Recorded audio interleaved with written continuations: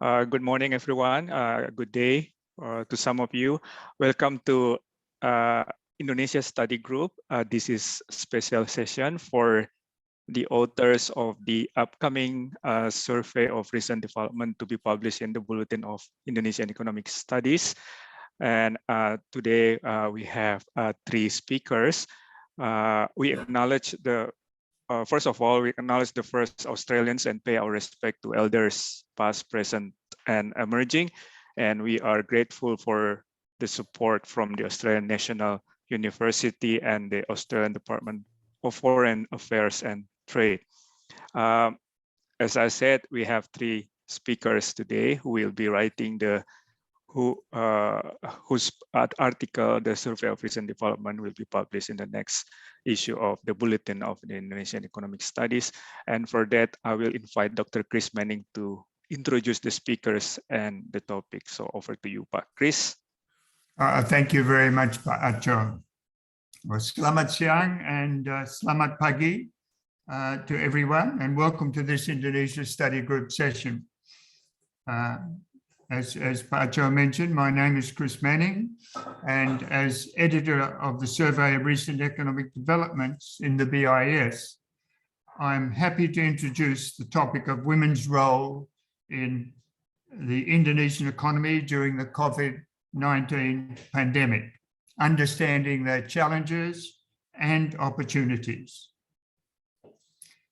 It's now well into the third year of the pandemic, and it's surely valuable to take stock of the impact of its impact on economic lives of women and their families, and on likely changes in gender roles in the post-COVID-19 society and economy. Many studies have reported the situation of women has worsened in relation to the labour market, at school, at home, in their domestic roles. At the same time, some studies have shown that some sectors of the economy have benefited from COVID relatively, or women have benefited from the developments under COVID, where women have become more prominent and done comparatively well, and they continue to do so in some sectors such as higher education. Three female economists to take up these and related topics. The presentation provides an overview of material presented in the forthcoming August survey of the recent economic developments, and as well as looking briefly at recent developments in the economy in general.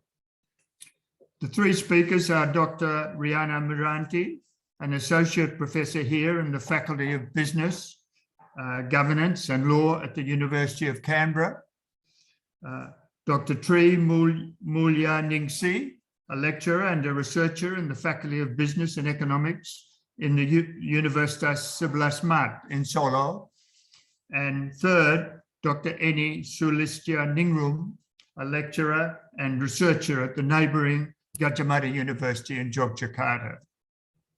All the speakers have a keen interest in research on policy, on social and economic developments, and on women's roles in economy and society in particular. So without further ado, I hand the forum over to Dr. Arianto Petundru from the Indonesia Project to share the session. Terima kasih. Thank you, Pak Chris. Let's just directly go to the speakers. I believe Mira is going to kick off the presentation. So over to you, Mira.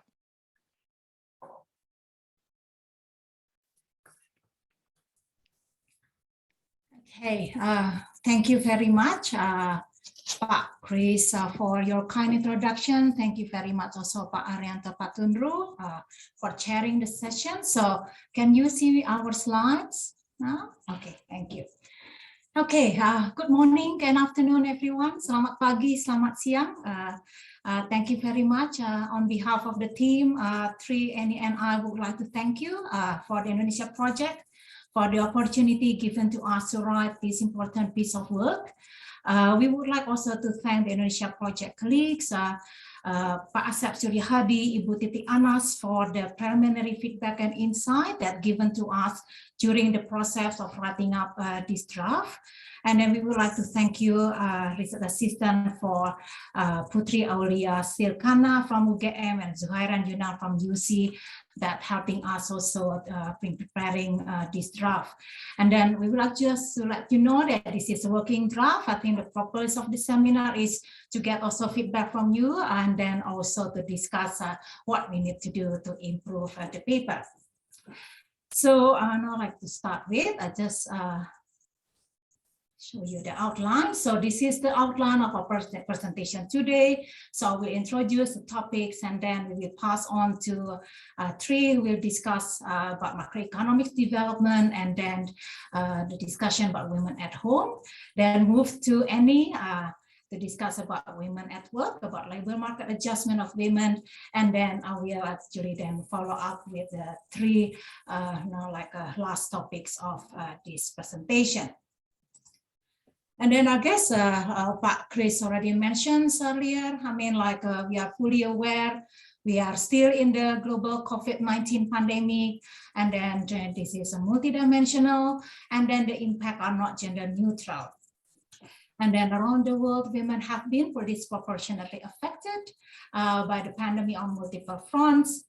Women are more vulnerable than men to the pandemic. And then this is because of the structural issue of the gender inequalities that already actually present. And then as in other parts of the world, I think there are gender dimensions to every aspect of the pandemic in Indonesia. And I think it's we need to have the discussions, I mean, starting from now, I guess.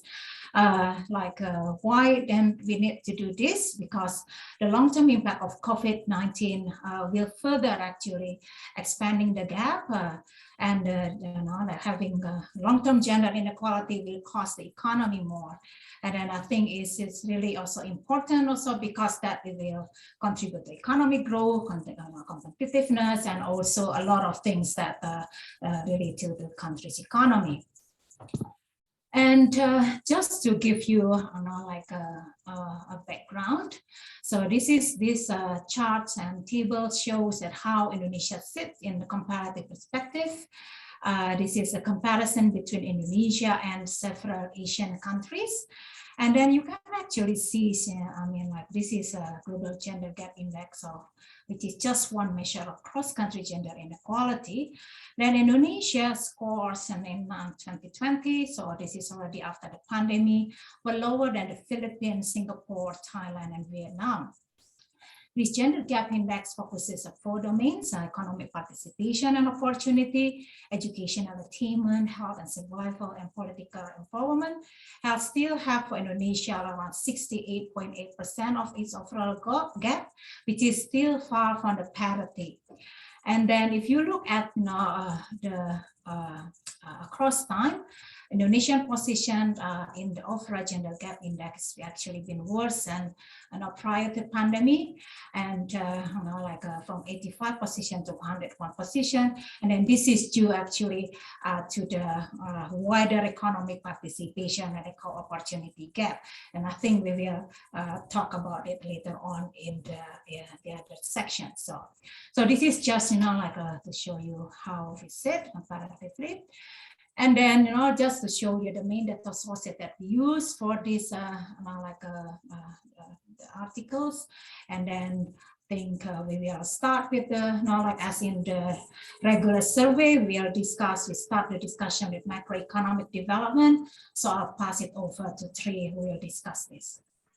Pass it to you, Tri. Thank you, Mira. Can you hear my voice clearly? Okay. Yes.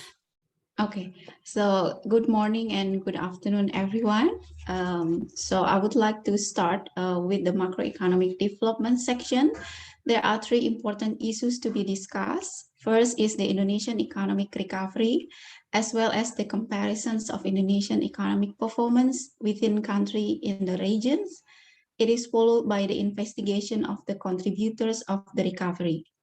In the second part, in order to understand the impact of the pandemic to women, the economic growth data across sectors is essential. in particular, the discussion of contracted sector during the pandemic. Finally, we will present current trends and issues, primarily the impact of global dynamics and how this affect domestic economy and the household. Next slide, please. Indonesia economic recovery. In the pre-pandemic period of years between 2016 and 2019, Indonesia economy grew at 5% annually. Due to spread of COVID-19 virus in Indonesia and globally, government imposed mobility restriction to contain the spread of virus. The restriction triggered disruption of both supply and demand, that causing significant reduction of economic activities. Indonesian economy suffered recession and the growth slumped to -2.07% in 2020. The economy has been returned to pre-pandemic growth, showing the sign of recovery starting in Q2 2021 at 7.07%, Q3 2021 at 3.51%, and Q4 2021 at 5.02%. The recovery persists in the latest quarter of Q1 2022 at 5.01%. Next slide, please. Economic recovery regional comparison. It is predicted that the recovery continues in 2022. Bank Indonesia predicts that the economy will grow at 4.7 to 5.5%. The Ministry of Finance also predicts that the growth at rate of 4.8 to 5.5%, and the World Bank prediction for 2022 is 5.1%. Compared to countries in the region, Indonesia economic performance is relatively sound. By using data from the World Bank and Asian Development Economic Outlook 2022, the economic growth for 2021 and its prediction in 2022, as shown in the table, are above the region average. The inflation rate is predicted to be lower than, for example, Malaysia, the Philippines, and Thailand. The fiscal balance in 2021 was -4.6%. It was higher than Malaysia and Vietnam, but this was much lower compared to the Philippines and Thailand to ensure fiscal expansion. Finally, Indonesia performed well above countries in the region regarding trade, international trade, showing by high trade surplus of $43.8 billion in 2021, and its growth of merchandise export at 41.5% compared to the average Southeast Asia. On average, it was only 29% in the same years. Next slide, please. So we are keen to know what are the contributors of the economic recovery. So the increase of commodities prices boosts Indonesian trade performance. As shown by a figure in the right-hand side, there is similar trend between the increase of wholesale price index and the current account surplus in the last 2 years.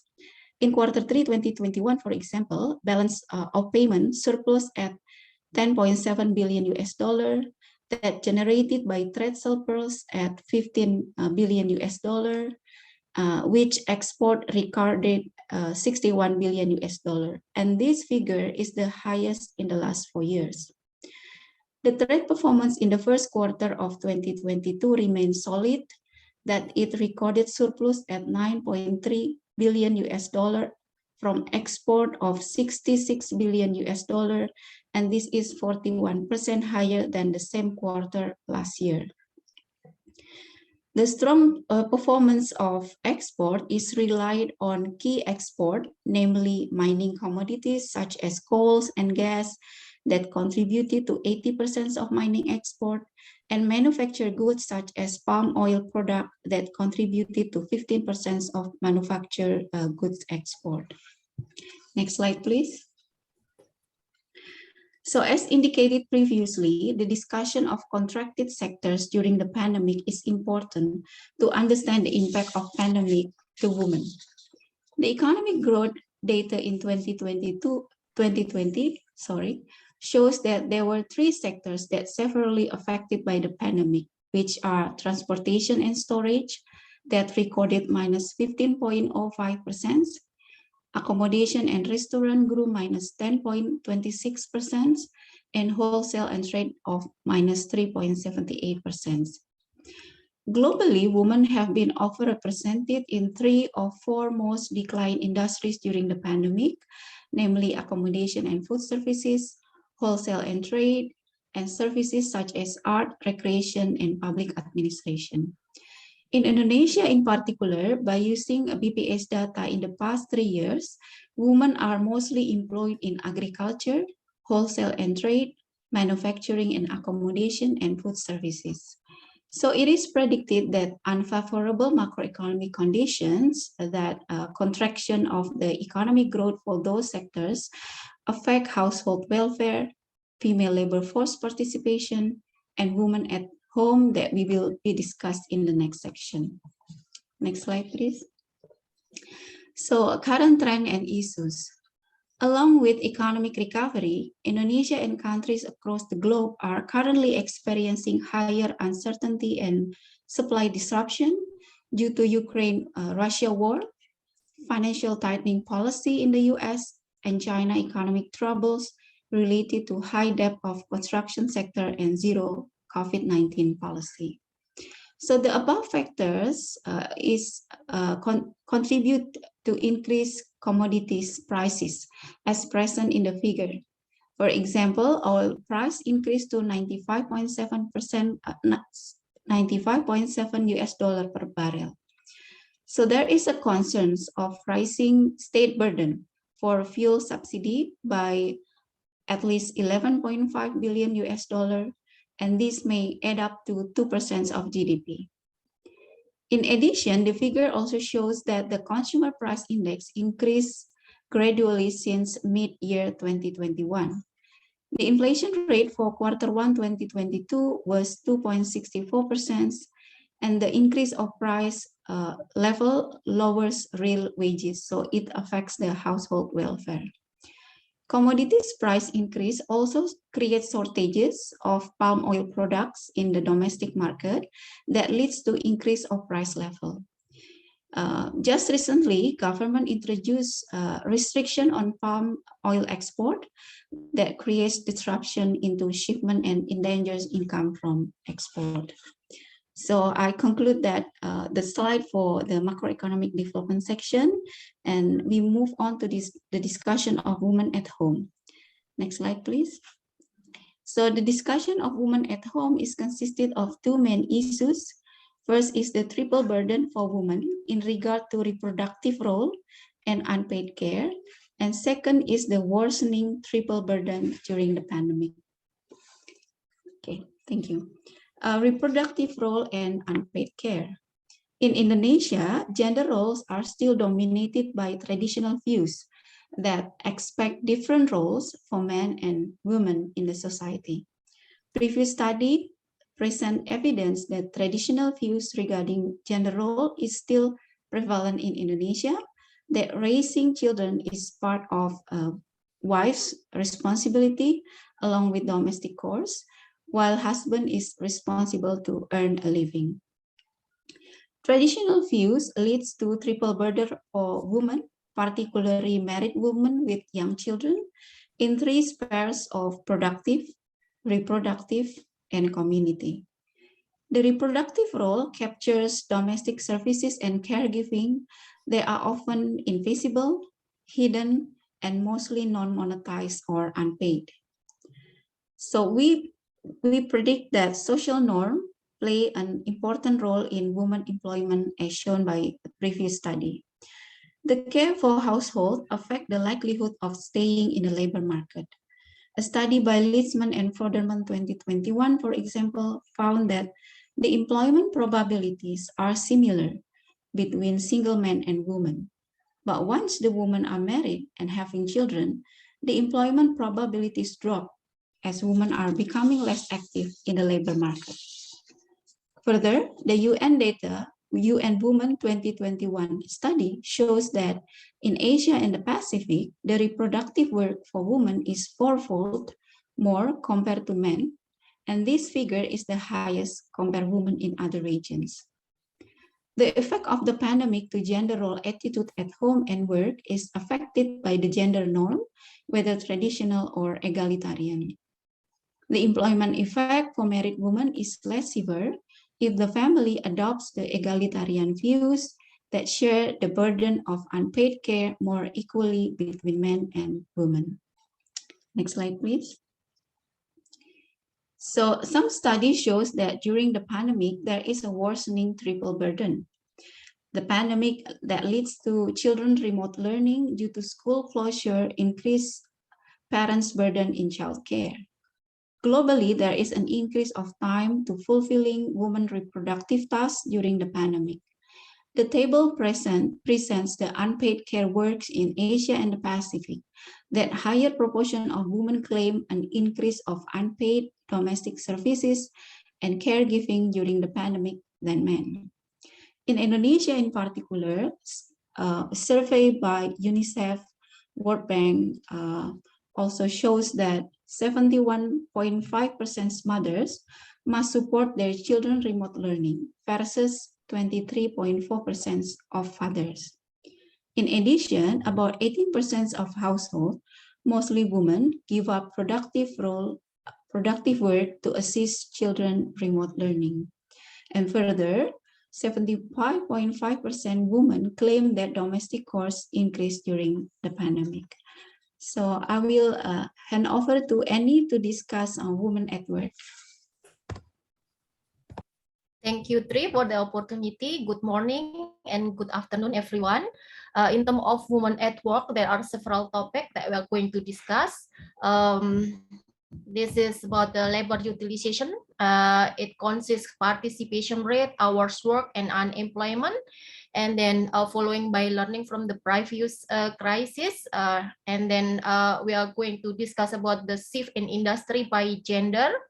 And after that, we will see about the women and the informal sector.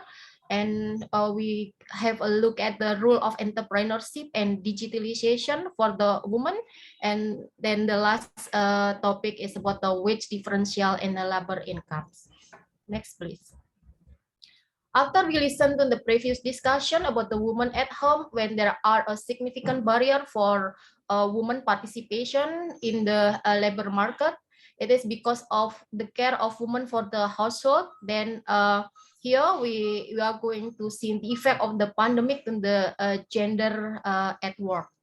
As we can see here in the participation rate among the ASEAN countries, female labor force participation rate for Indonesia in year 2020, it's around 55%. Indonesia female labor force participation rate was still behind Vietnam, Singapore, Thailand, and Brunei, but not far from Malaysia and still above Myanmar and the Philippines. Most high-income countries have a higher female labor force participation rate than upper middle and lower middle income countries, except for the Saudi Arabia. And as we see during the COVID-19 situation, some countries experience an increase in their labor force participation rate for the female from 2019 to 2020, while others decrease. For the case of Indonesia, we experience increasing female labor force participation rate. Next, please. And in February 2020, female workforce participation rate was around 54.27%, while male labor force participation rate was around 83.65%. And surprisingly, there has still been a positive trend in women labor force participation rate. If we compare from August 2019 to August 2021, there is an increasing female workforce participation rate up to 53.34%. And the rise in the female workforce participation rate show that the women try to assist their family by creating or participating in the informal jobs. As the shock in the economy hit in the formal sector, then in informal sector, women move to work in informal sector during the pandemic. There have been significant number of layoffs in the formal sector. Despite the overall female labor force participation rate increase, this did not necessarily improve the quality of work. Next, please. And this is if we consider about the reduction of hour of work for women compared to men. Women and men experienced a reduction in hours of work during the pandemic outbreak. If we can see from the green circle, the share of females who work between 35 to 44 hours a week decreased more significant than males. And here, females who work full time, which is work for more than 30 hours a week, experience a decline more than males. But the share of males then move to 25 to 34 hours a week, and it is increased more than females. But then we can see there is a shift of women who work from full-time to part-time. Females who work between 10 to 14 hours and also 5 to 9 hours, and there is a significant increase more than males. Next, please. And move to the unemployment by gender, we can see that men face a higher unemployment rate than women. But we also can see in the situation that women unemployment rate still increased from 5.23 in August 2019 before pandemic to 6.46% in August 2020, and then there is a slightly decrease to 6.11% a year after the pandemic outbreak. It seems that COVID has created discouraged workers. It is when the women then were out of the labor force and not looking for a job anymore, because there is an instruction from the government to stay at home and then to wait and see because of the risk of the COVID-19 in the year 2020. But then a year after that, in 2021, there was an increasing in the female labor force participation rate by an increasing of added worker. This is when the women move from the formal sector to the informal sector in the labor force. Next, please. And if we compare to the previous crisis, the past economic shock, the financial crisis in the middle of 1997, the Indonesian economy was badly affected, including female labor market. The female labor force participation rate increased during the crisis, particularly in unpaid family work. In addition, female labor force participation rate in the rural area increased in both self-employed and family work. And it created added workers. And then we can compare recently during the pandemic situation, it seemed that COVID has created both discouraged workers and added workers for the women employment. In the beginning of pandemic, there was an increasing of discouraged workers, but after that, there is an increasing in added workers. Next, please. And we have looked at into detail in the industry or sectors, and there is a shift in industry by gender. There was an increase of women employment in agriculture, forestry, and fishing, and also wholesale and retail trade repair of a motor vehicle in 2020. This is in line with the discussion in the macroeconomic section by 3. However, almost all sectors experienced a decline in the women employment in 2020. And there was an increase of men employment in agriculture, forestry, and fishing as well. And also a slightly increase in other service sectors, transportation, and also storage. Men suffer a largest decline in construction and also manufacturing because of the COVID-19. Next, please. And we already know that women move from formal sector to informal sector. In the informal sector, we can see here the informal sector dominated by women employment. The share of women in informal economy are higher than men. There was also an increase in the share of women and men who work in informal economy in 2020 and 2021, which is a year and 2 years after the pandemics. The gap between formal and informal sector are getting larger for both, but there is a larger gap for women than men. Women in informal economy are most likely found themselves in more vulnerable situation. For instance, because there are domestic worker, home-based worker, and contributing family worker. But despite of that, still most women actively engage in informal economy because this is the easy one to help the family to getting earning. Next slide, please. This is about the digitalization and the entrepreneurship for the women. When the COVID-19 hit Indonesia and almost all the world, COVID-19 has accelerated the adoption of digital technology, including a proliferation of online business model and also platforms. It provides an interesting choice, particularly for married women, as they can do their work and manage their business from home while also taking care of their family. More than half of female merchants use e-commerce as a source of supplementary income in their household, probably because they need compensating a possible loss of household income because of COVID-19. By using the internet, there will increase the probability of married women to get paid work during the pandemic situation by working from home. Next slide, please. This is about the wage differential and labor income.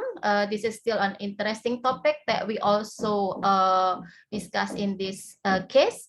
Despite an increase in, decrease in gender labor participation gap, gender wage gap remain exists in Indonesia.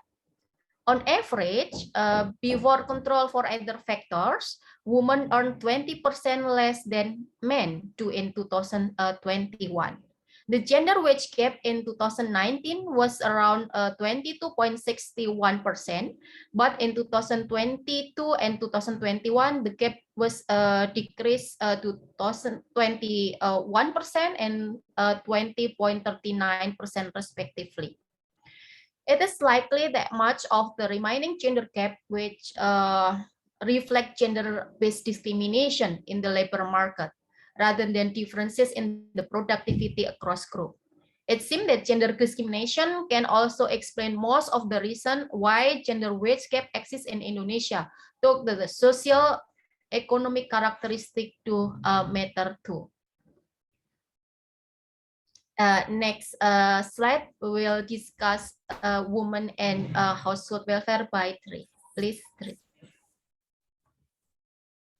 Thanks, Annie. Actually, I will discuss about this one. So after actually, listening from Tri and also Annie, I mean, like about the challenges at home and challenges at work, and then, like women do a lot of labor market adjustment as well at work. And then this is impacted on the reduction of income in the household and also increased expenditure as well at the household level, and then contributes to the increase in terms of poverty. And then when we look at the literature, I guess, like without social assistance, the pandemic is predicted to increase poverty by 7.4 percentage point to 16.6%, assuming the economic growth slumps into minus 3.5%. So this is probably related to this condition in 2020. And then when we look at the literature, we also identified a couple of groups that also more vulnerable in terms of the experience the impact of the pandemic in terms of the welfare. And that's include the household which like live in the larger household size, living in urban areas, female-headed households, that this is also impacted on gender perspective, having people with disability, and also those who work in the contracted sectors. And then the pandemic also disrupts not only in terms of the poverty, but also access to health service related to prenatal care, family planning, child immunization, that can also like have an impact with the household. And then we also actually found that the gender social assistance programs such as PKH actually mitigate the severe impact of the pandemic and improve access to the health service, particularly for the female-headed household. So, which is actually really interesting that the role of social assistant in terms of the gender, from the gender perspective. So after listening all the kind of the challenges, but also I think also there is some like a little bit I think also the opportunities there.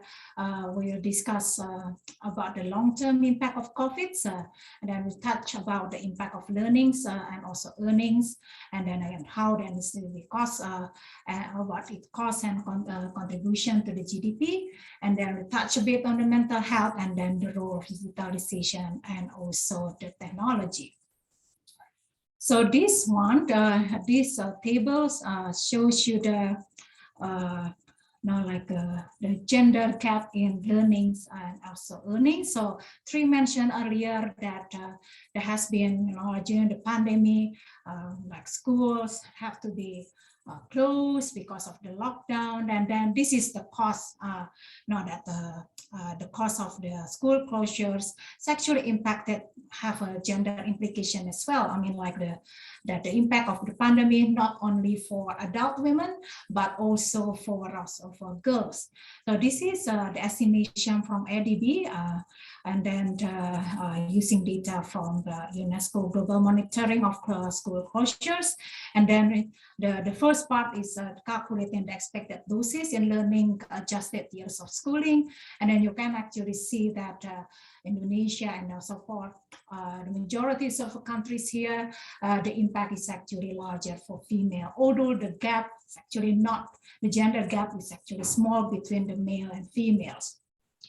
But then when it is translated to the expected doses in per capita earnings, this is a constant 2020 US dollars, we can actually see that the expected doses in girls' future earnings is actually higher than boys.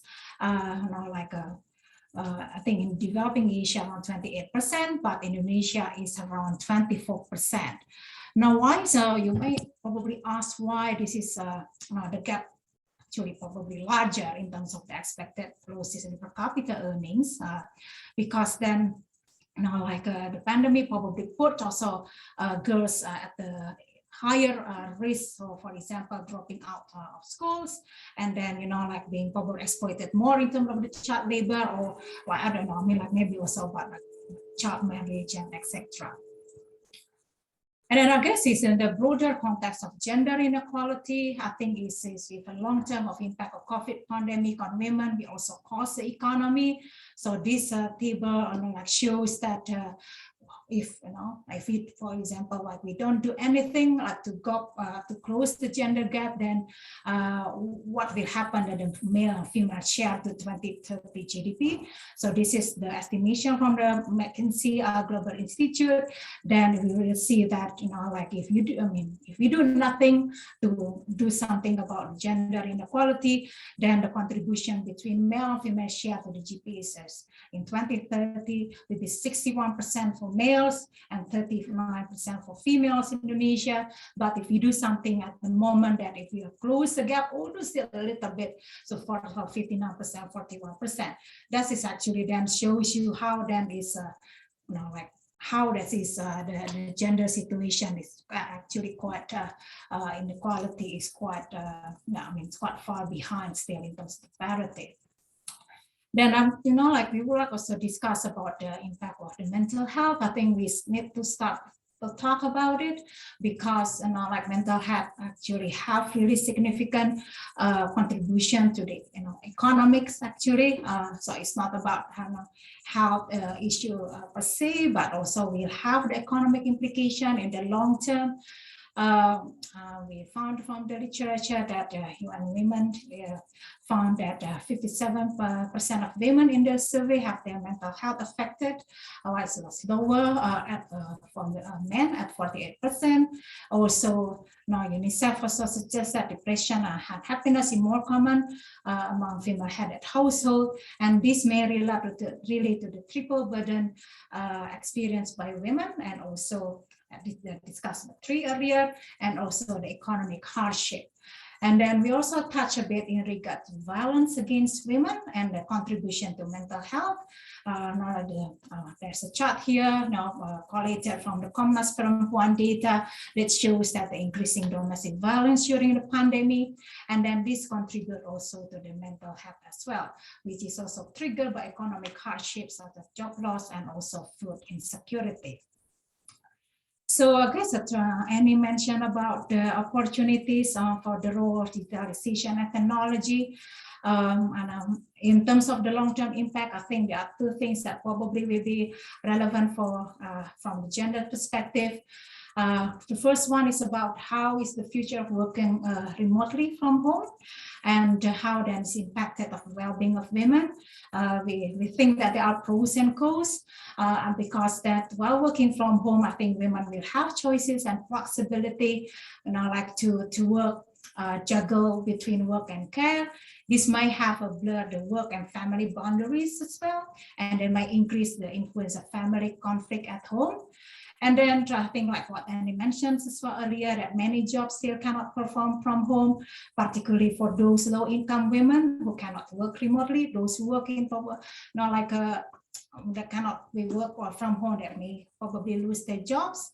And then if men are more likely to return to the office, I mean, this is when we talk about the economic recovery and women more likely to continue working from home, then whether this can expand even like gender inequalities in the workplace, if, for example, having probability to be being promoted, have, for example, association with being at the office physically. So, I mean, that's something to ponder about. And then about the role of digitalization technology, I think it's about the business opportunities for women in the small, medium enterprise. But the gender divide of individuals using internet is still actually that is still there, I mean, between men and women. And then if a comparison between Indonesia and other studies, Indonesia also, like, women still have lower access to the internet comparison to, like, for example, Thailand, even Vietnam. And then there is also a urban and rural divide across genders as well.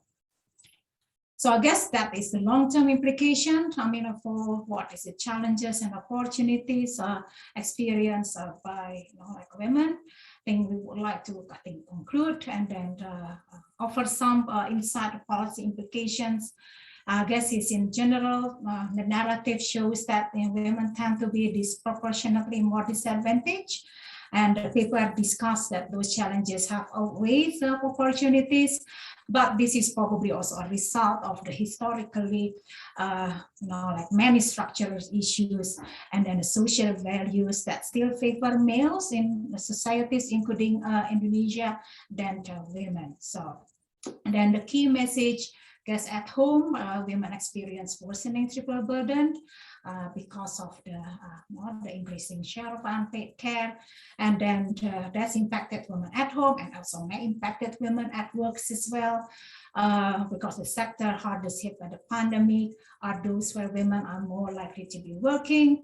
And then Annie mentioned that we found that both discouraged workers and added workers exist during the pandemic. COVID-19 also impacted the household welfare, and particularly for those low-income women and those female-headed households are at the risk of experiencing poverty. And we also discussed about long-term impact of COVID, that this is again multidimensional, impacted the learnings, earnings, mental health, and then opening up opportunities, but also the challenges in terms of utilization, digital technology. But we all think that we would like to be optimistic about the situations, and we think that the role of Indonesian women will become more important in the economy in the future because of the good economic recovery that we mentioned earlier. And then we always think about the unpaid care, like it's really kind of burden, but it's also really substantial that we have to acknowledge that as well. And then I guess it's the increasing role of female entrepreneurship in SMEs, that's a good thing. And then as we know that women are also on the front line of the health sector during the pandemic.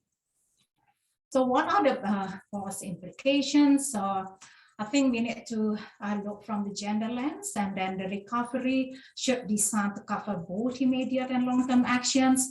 At the immediate one, I guess, is basically to, like a response to the COVID impact.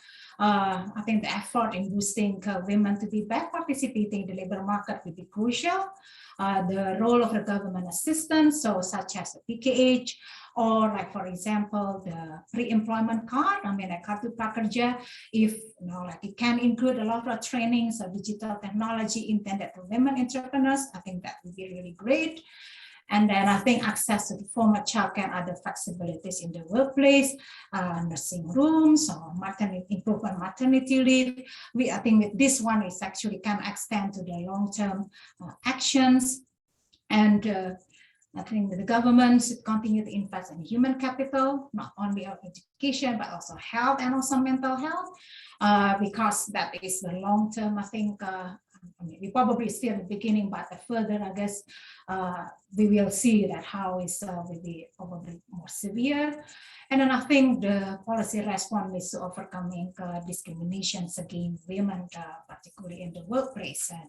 And then I think there has been some discussions also like about the gender quotas, particularly for those women who work in the key sector or in the leadership positions, although we find a mixed finding in this case. So I think that's probably that's all that, like I know that's the thing. We see there's a lot of materials there. I mean, like I think I'm so sorry. I think we probably run out of the time. So, but terima kasih banyak, and we welcome any questions, comment, feedback. Will be much appreciated. Thank you. Thank you so much, Mira, Tri, and Annie for the wonderful presentations and for managing time very well. So let's now open up for questions, response from the audience.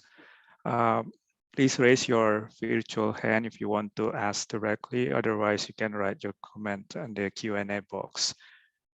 I haven't seen any hands. Anyone? Oh yeah, we'll start with Dika, followed by Halhil. So Nurina Merdikawati, Dika, go ahead. Thank you, Pacho. Can you hear me? Yes. Congratulations for all the authors for the paper. It's very insightful. I do have maybe like two comments. The first one is, would it be possible to unpack a bit in terms of the informalization of women as a result of pandemic? These women disproportionately going into agriculture as casual worker in agriculture or unpaid workers or self-employed, because this also is relevant for your stories on digitalization among women who have businesses, those SMEs. So to what extent the pandemic also opens up opportunities for them to expand the business, because now there's more demand on goods ordered via online platform. And then the second one, I think it's also interesting to really understand more the heterogeneity within women, like how the pandemic may affect women who are more educated and then or relatively lower skilled. To what extent we see like a lot of women, high educated women in formal sector who are wage workers, and then suddenly you see that there's a great reduction, and vice versa for the low educated women. Yeah, that will be my comments. Thanks, Dika. Speakers, anyone wants to tackle this? Yeah, me. Okay, go ahead. Yeah. Thank you, Mbak Dika, for the input. I think for the second one, it is about the heterogeneity between women by education.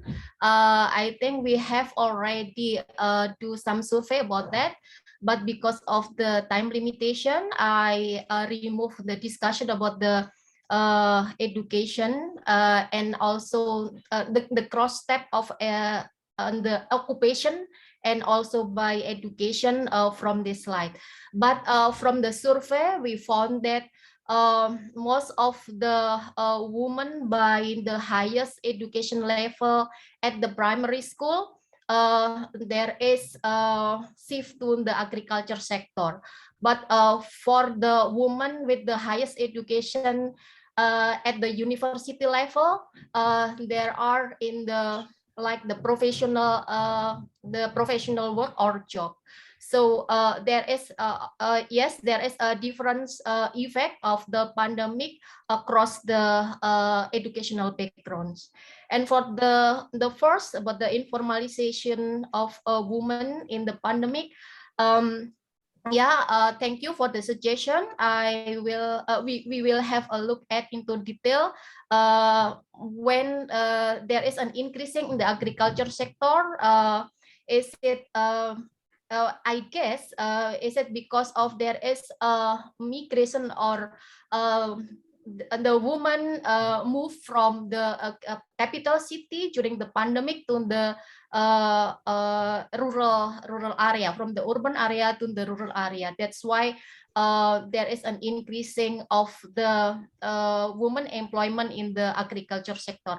But yes, we are going to check about the impact on the digitalization, maybe because of there is a situation when the pandemic forced everyone to accelerate the skill in the information communication and technology.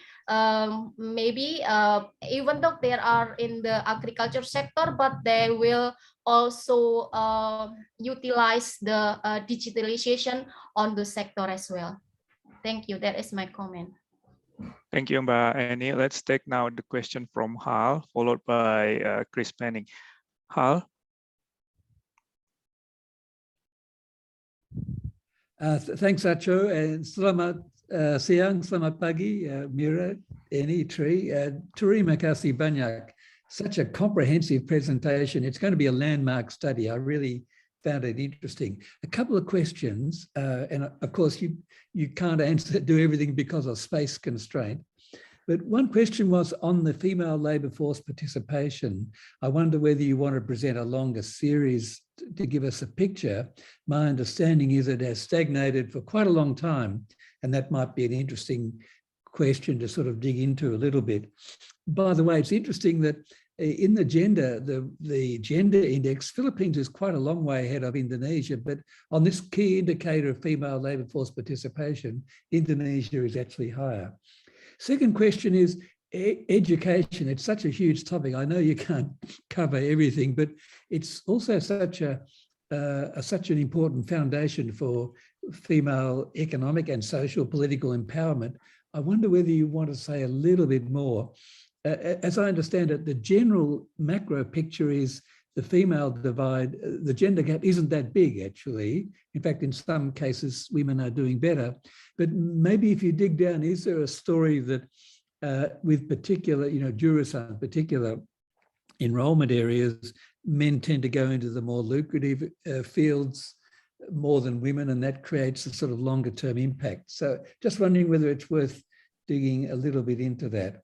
And can I just mention, I was struck by the figure for rural women internet access, a little bit more than 1/3. That's really low, isn't it? And I wonder whether that's something that perhaps should be emphasized quite a bit, especially since President Jokowi talks about it quite a lot. It just seems to be a crucial number. And so one other little small point on the COVID impacts, particularly the frontline workers, who had, this, as we know, this very high mortality rate, sadly. And I guess, I don't know the story, but I'm guessing a lot of them were women, particularly nurses, but also doctors and other medical specialists. It may be worth just a brief mention, but no need to answer all this, but thanks very much. I really enjoyed it. Terima kasih banyak. Thank you, Pak Hal. Over to the authors to respond. Probably I will start with the one that I can probably answer. Thank you, Pak Hal, for your, insight and suggestions. I guess, when I will address the one that you mentioned about the internet access for women at rural. I think that is really, really stark, I guess, the differences. gender divide in the rural and urban. And I think this also relates to the questions from Dika earlier, when about informalization, when like women actually move a lot to the to the agricultural sector, then and how then like if the access to the internet is actually low, then I think it's the literature discussed that because then why that is the case, I guess, is when we found the literature is actually mentions about maybe that in the rural areas they are more patriarchal than urban areas. Then when you like when households have access to internet, then like women is kind of like like sisa waktu. I mean, like it's more about like for the husbands or maybe the sons that got like more a time to access to the internet. That's something that we probably need to look again to what actually the reasons behind that. And then I think now your comments about the Philippines, which is probably like more advanced in terms of other stuff in terms of the gender. I think that's also yeah, I guess is yeah, correct again. Like we just actually look at in terms of the proportion of women that hold managerial position. Philippines actually quite high. I mean, like they have already hold around 50%. So it's kind of like 50-50 with males, while Indonesia still have like around like 30%. But I think but yours when you mentioned about the female level for participation, it's actually the opposite. Indonesia was higher. So it's something that also need to be probably investigate further.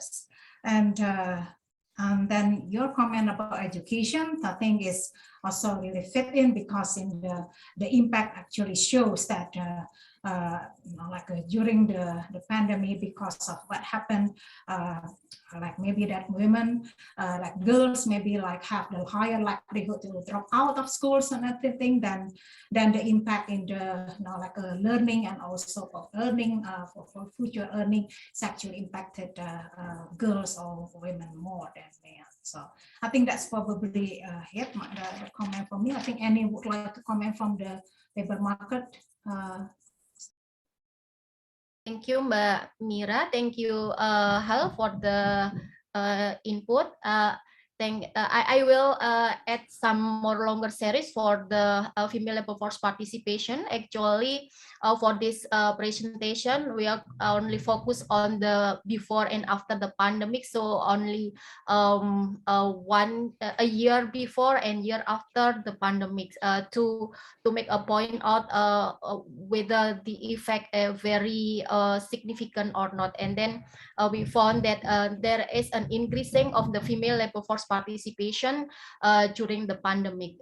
But if we see in a longer series, there is a consistent of the female labor force participation rate. And we already have those data. Of course, we are going to add this for our papers. Thank you. Thank you. Let's move to the next question by Chris Manning, followed by Peter Macaulay. Over to you, Chris. You're still muted, Pak. Yeah. I wanted to ask a question about the pattern of recovery and how that might affect female employment. Maybe this question to Eni, but also Tri. The pattern of recovery seems to be very heavily oriented towards resource-intensive sectors, to coal, palm oil, and to other mineral products. And most of those are male-oriented occupations. So I'm wondering whether it's been to show up in the figures that there's something of a boom in male employment and wages, particularly outside Java, compared with females, perhaps more concentrated on Java. Yeah. Thank you, Pak Chris. Yeah. Thank you, Pak Chris. From the side of the occupation by sectoral, we do have a survey and data about that, and of course by gender as well. And then we found that for the men, the effect of the pandemic heavily affected on the construction and manufacturing sector. But for the women, we found that there is a decreasing on education and other services activity sector. But there is an increasing significant on the wholesale and retail trade.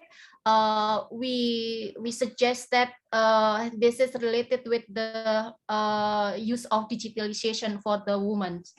I think that is the pattern by the sectoral, Pak Chris, and because of the slide that we present here are only the reduction by sectoral, then we only focus the percentage of reduction, but probably for the paper we are going to add some more information to compare the situation before the pandemic, maybe several years, and after the pandemic for the several years, around 2 years, I think. Terima kasih. Yeah, Thank you. thank you, Pak Chris. Maybe I would like to add a bit from Sure. this information. So yeah, I think we mentioned in the slide that Indonesia still adopt the traditional views in general. So the pandemic, how it impact to the female employment, I think we've seen from Annie's presentation that it have a both sides, discourage worker as well as aided workers. So I think it's also interesting because in some part of Indonesia, as Utomo previous study shows that in more urban areas, cosmopolitan areas, there is a shifting in the gender norm from traditional to more egalitarian. So perhaps in the more egalitarian society, where the burden of unpaid care share more equally between men and women, so then the female employment impact of the pandemic will be less severe. So that's my additional comment. Thank you. Terima kasih. Thank you, Tri. Next is Pak Peter Macaulay. Pak Peter, silakan.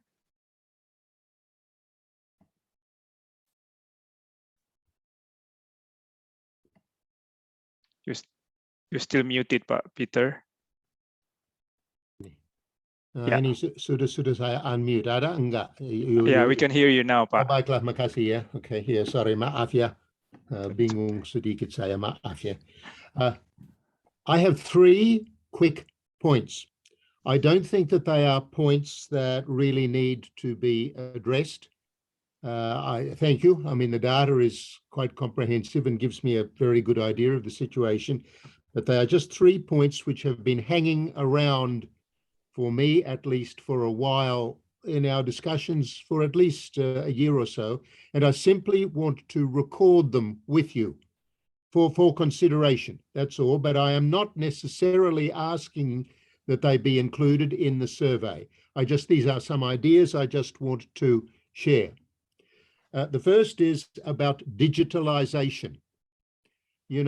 Probably like all of us, almost every seminar I have been now listening to for the past 4 or 5 years mentions the importance of digitalisation. And terus terang, to be honest about this, I often wonder about this. And what I wonder is that, yes, of course, on one hand, obviously, digitalisation is important. On one hand, it is obviously important.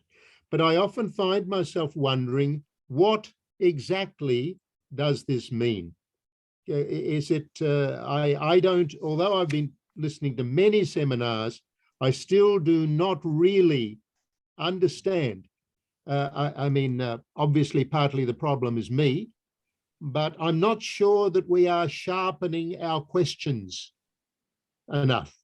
We need to have fairly sharp questions, and then we need to try to answer the questions with data. So I'm not sure we are doing that. In other words, I'm really saying, for me at least, untuk saya, we need to get beyond the observation that digitalisation is important, because setuju sekali but what does it mean? That's point one. Point two relates to government intervention. There were references in the discussion, for example, for the support, government intervention for support. But what, and we have talked a lot about this in the last couple of years. And again, I have one or two questions that I am always interested in. First is actually, what is the precise size of government intervention in the past 6 months or the past year? Is it going up? Is it going down? I guess we measure it. How would we measure it?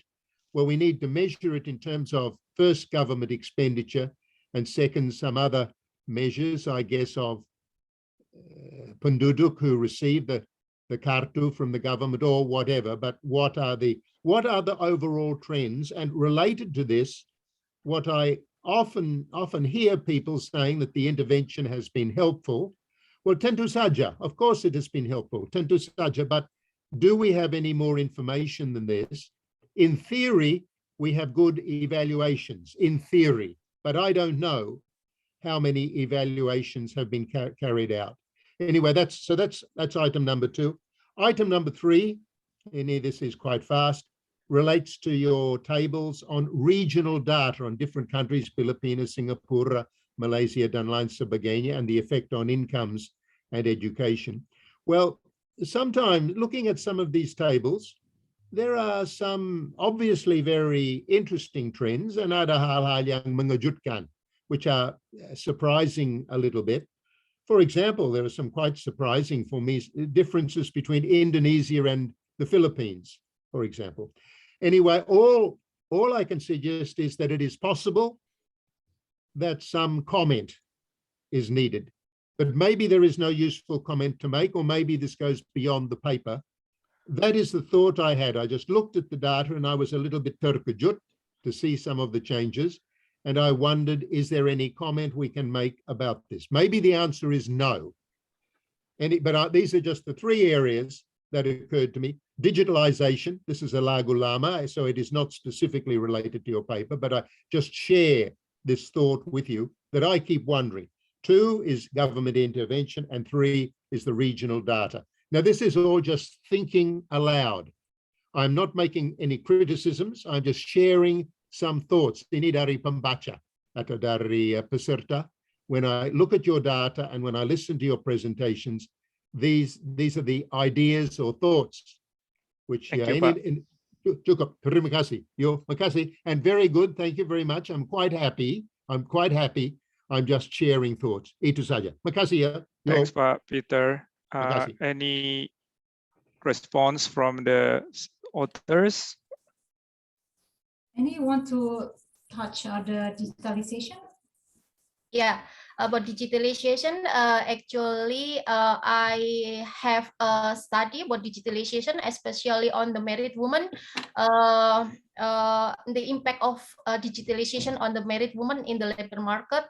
And I found that there is an increasing of working of hour for the married woman in the labor market, but I will have a look at into detail the importance of digitalization for the female labor force participation related with this paper, because this is one of the part of discussion as well, because if we see the impact of the pandemic, it is accelerate the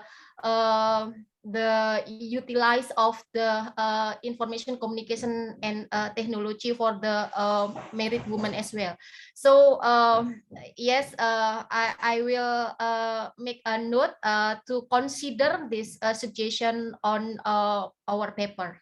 Thank you. Thank you, Mbak Eni. There is a question from Mbak Titi Anas written on the Q&A box. I was wondering if Mbak Titi would like to ask that directly. Mbak Titi, are you there?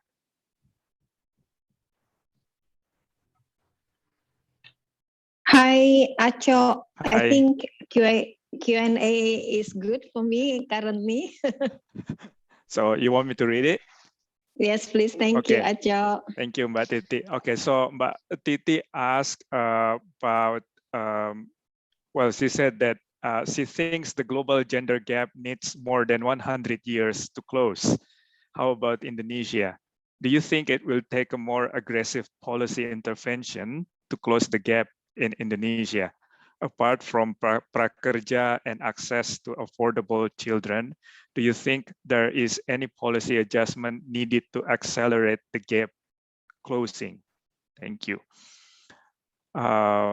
Over to the speakers to respond. Oh, before you respond to that, there's also another clarification question from Fania Budianto. I think that's also related to that question about intervention that also that Peter also mentioned.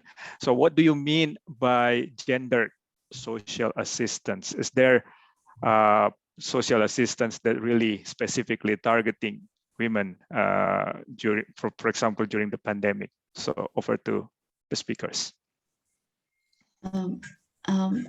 Probably I'll start, and I think Mira will continue with the more policy implication in general. Right. So this is also responding Peter concerns. Thank you, Peter. So our survey in particular focusing more into policy social assistance that using the gender lens more specifically, since the previous study by Surya Hadi 2021 has been covered very detailed on how government assistance program has been launched, introduced in Indonesia during the pandemic.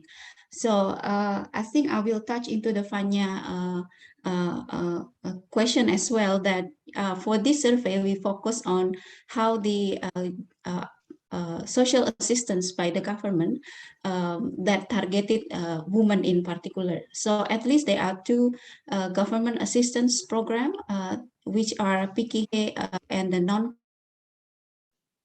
food assistance program. On those two programs, the recipients should be the female members in the family, either the head of the household or the spouse of the household. So by targeting a female in particular to receive this the social assistance, the government would like to assure that the money goes to the more vulnerable group, which are women as well as young children. Over to you, Mira, for more policy implication.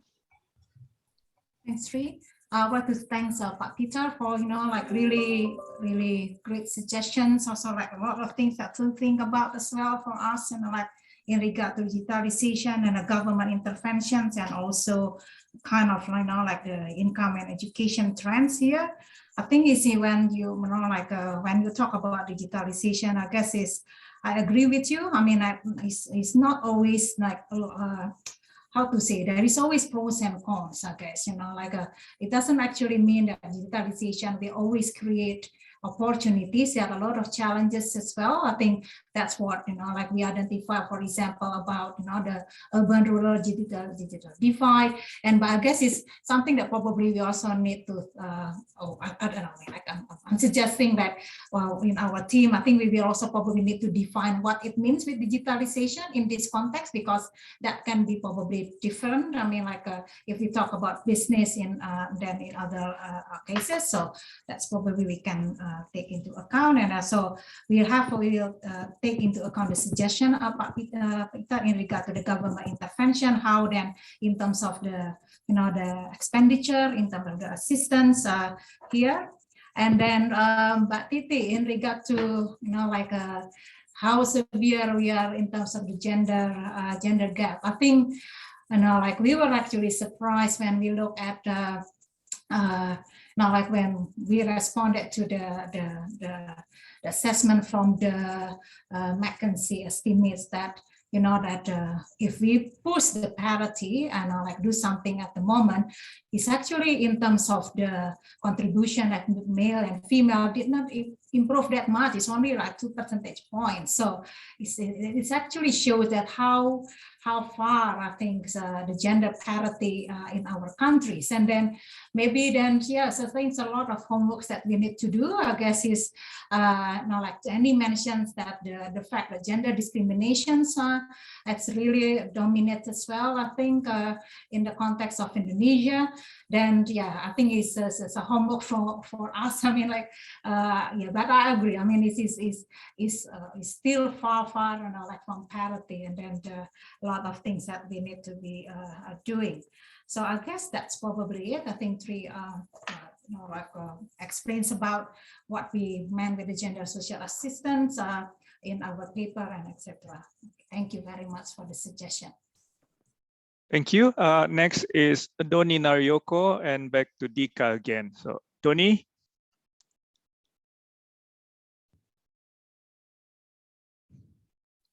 Okay, thank you, Acha. Selamat pagi, siang, and thanks for Ibu-Ibu. Good to hear, good to see from all of you, Mira, Mbak Tri, and salam kenal Mbak Eni. As how mentioned, this is comprehensive papers. I guess covers a wide range of issues about women participation in economy, not only female employment participations. Just a few questions, perhaps, for your consideration. And well, one of them is quite technical. Maybe for some, general readers. Well, you or the other maybe knows about this, but I'm not familiar with this term of discouraged or aided workers. Maybe, I don't know, maybe in the survey, in the written works, you will explain or define this. Maybe it's good if, because you mentioned this several times, and well, it is significant to your analysis. Second, maybe echoing a few comments that posted by people earlier. What is it? When I see this, when Mbak Tri mentioned about the situations with these three types of burdens, but then Ibu Eni mentioned about the impact of employment. To me, there is no clear sort of either relationship or consistency. Perhaps, maybe I'm wrong about it, but what I expect actually is kind of quite more or less straightforward relationship or consistency between these two topics, because the three burdens seems to be one of the major determinants of the economic participations of women. But then, okay, so that's one issue, one comment. The other is given all of many indicators on the women's in working environment or the employment, there is one interesting figures I thought in wage differential. So maybe, if not mistaken, the trend is something like there is a jump from 2015 to around 2017 or 18, from, if not mistaken, 15% to around 22 or 23% just before the pandemic. But then it declines, and the stats was around 20% in 2020 or 2021. So question is, what triggered the jump in 2015, 2017? If I recall, during the 2015 to 2020, there was not much change in the economic policy or economic performance of Indonesia. That's one. Second, the slight decline from around 2023 to 20% in terms of wage differential at the end of 2020, or at the end of the trend, which is 2021. Does it mean, the pandemic has led to this some reductions in the wage differential? And if that happened, if it's because of the pandemic, you think, is it because of this, the tightness in the labor, in the jobs market? Because economy is in the bad shape, they want to recover, and is it because of that or other things? Because your topic is about women and pandemic, then maybe it's interesting to check whether that has some contribution to that. last questions. To me, one of the interesting element of factors of this paper is this about three natural types of burdens for women that Ibu Tri presented at the beginning. I understand that maybe this is difficult, but if you can speculate what sort of prospect of this after the recovery or during recovery, will the recovery worsen it, or will the post-recovery situation worsen these three type of burdens, or it will ease that burdens? Because I thought the futures in terms of many things for women participations will depend on that. Yeah, thank you. Thank you, Acho. Thank you, Don. Over to the speakers. May I first? Sure. Yeah, related with the discouraged and added worker, sure, we are going to have a definition in the paper. Maybe this is because of the importance of the impact of the COVID-19, the difference between the impact of COVID-19 to the previous shock. It is there is a discouraged worker when the women were out of the labor force and not looking for a job anymore because of the suggestion of the government to stay at home because of the risk of the COVID. So this is the important thing that we mentioned as well in these presentations. And of course, we are going to have a detailed definition on our papers. And about the added worker, I think this is a similar case with the impact of the previous shock crisis in crisis 1997, when the woman try to help the family shift from the formal sector to the informal sector. And related with the wage gap gender that you mentioned in the second in the third comment, we found that in the year 2017 there is the highest gender gap wage differential.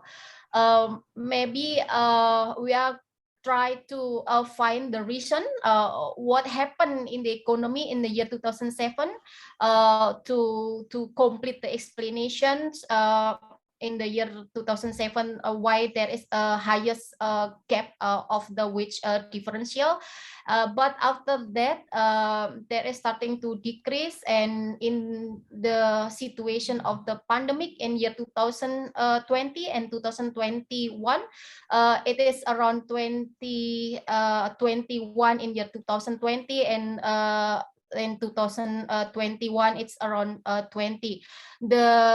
The wage gap is getting lower. We suggest that because of there is a reduction of hours both for the women and men, and of course there will be a reduction of wage as well in the labor markets.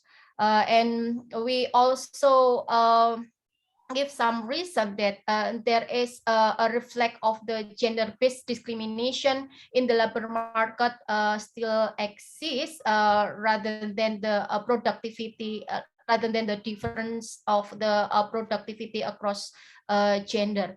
Because as we already know, the woman already tried to find a job to help the family and move from formal sector and to informal sector. I think that's from me. Thank you. Thank you. Yeah. Probably I will just add one minute, sure. Pak Aco, ya. So thank you, Pak Doni. Salam dari Singosaren. Yeah. So I would like to touch the issue of the triple burden of women and prospect after the pandemic, after the recovery. I think it's very interesting topic to explore. So I think we are still in the transition to the fully back to normal. School has not back to normal 100% yet, so there's still a burden for childcare for women. So it add to the triple burden currently, but perhaps by the end of the year the situation will be different. And I think we also need to touch into, there is now a trend, government also encourage people to work from home.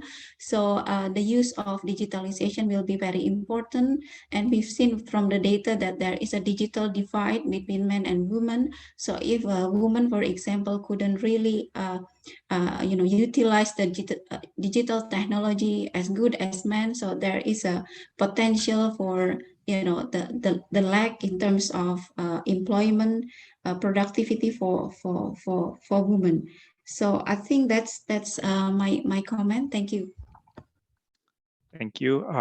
Probably the last question next, would be Dika's. Yeah, I'll be very quick.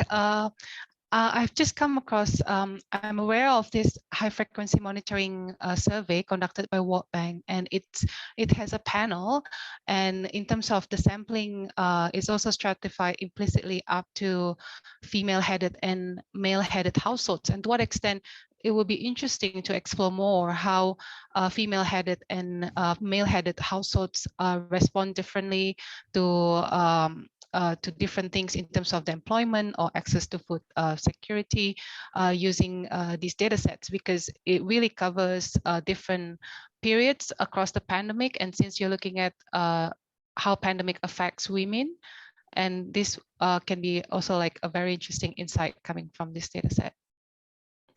Thanks, Dika. Last, I think there is a clarification question again from Titi. If you can speculate as to what more aggressive policies you think we need to close the gender gap in Indonesia.